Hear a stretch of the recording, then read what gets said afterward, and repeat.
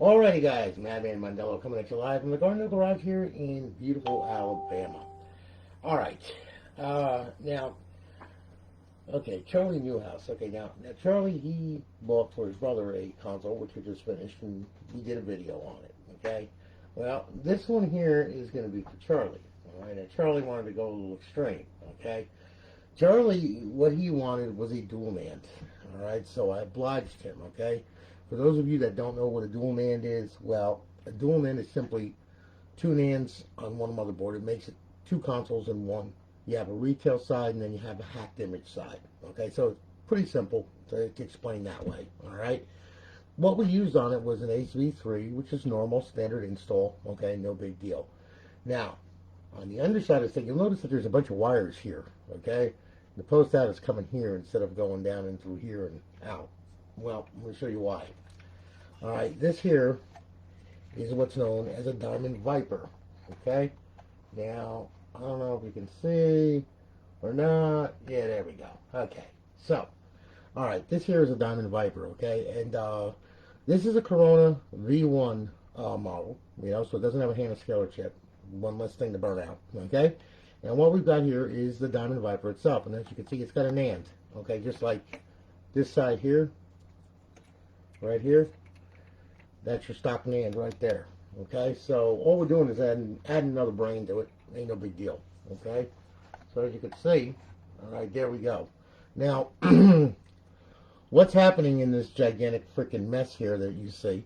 Okay, is first of all, okay, with the Corona model, you have to use an adapter board. So it's like it's a layered board. So what we got here is we got the Corona adapter here, and then we have the Diamond Viper soldered to the top of the Corona adapter. Okay, so then that way, then you know you could use it on a Corona or as well as a Trinity. All right, well, pretty simple.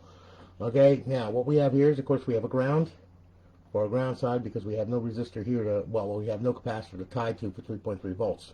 Okay, so what we used was a wire, runs over here, that's our ground, all right? This one right here, well, that one runs back and runs down, and that's our 3.3 volts, okay? And then what we have here, okay, in this mess here, is we have the SMC, Systems Management Controller, all right, and then of course we have the button to select, you know, what NAND. We have the LED to indicate it, all right, and then of course we have RB. And then you have your NAND connections here, which run to here, all right, and then you got your CLE, you know, your AL, all that stuff is right here. Okay, and underneath this board, there's 2 points soldered up in here. Okay, so basically that's what it is. All right, now mind you, I didn't time this thing like crazy or anything because, of course, I'm going to have to retime it once it goes back in the cage because that changes everything. Okay, but just to show you what it does, all right, it's simply this. Okay, I'm going to plug it in. And then I'm going to plug the HDMI cord in here. Alright. And now I'm going to show you here. Okay. On this thing right here, you will see we have a sync button. Okay. Now, right now it's on NAND 1. So if I hold the sync button, it's going to go to NAND 2. So that's NAND 2. Okay. That's a stock image. Alright. So I'll tell you what. We'll go ahead and we'll boot it in the stock image. Okay. And I'll show you what we get here. We're going to get a short blink, a long blink.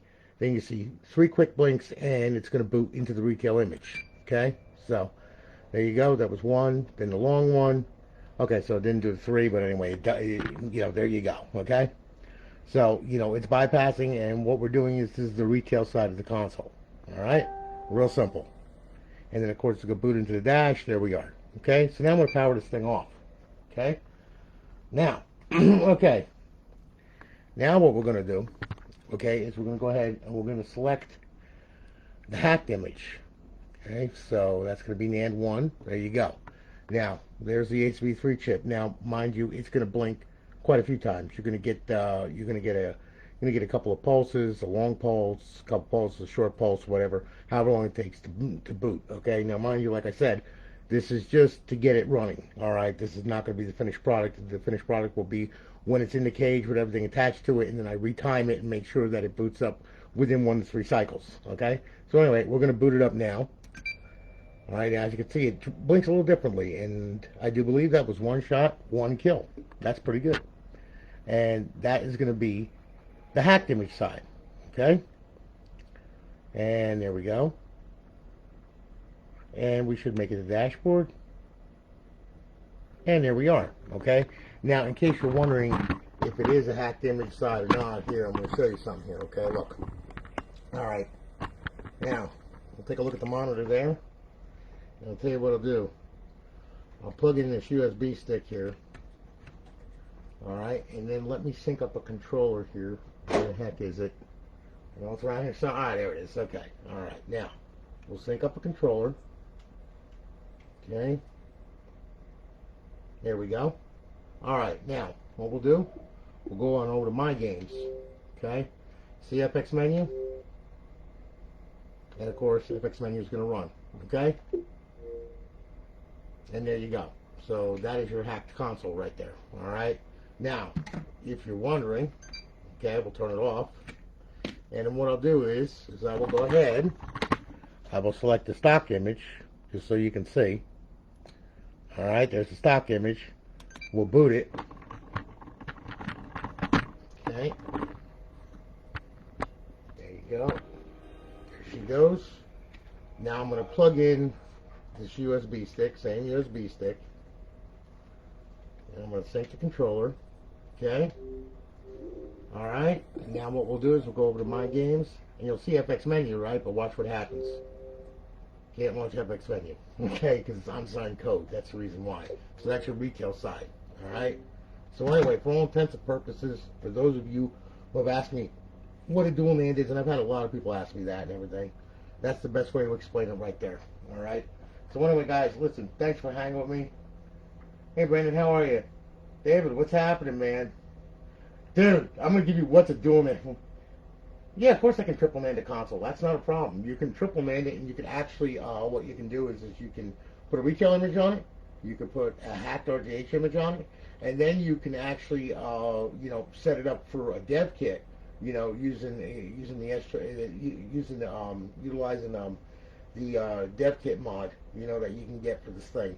All right, but like I said, that gets a little bit more in depth, okay? But most of the time, people want dual NANDs. That's what I do for them. So there you go, But yeah, you can triple NAND a console. That's not a big deal. You just use a sandwich NAND on it. That's all. Ain't no big deal. It's been done many, many years. Chris Jewell, I do believe, achieved that before he passed back in 2014 or 15, somewhere around there.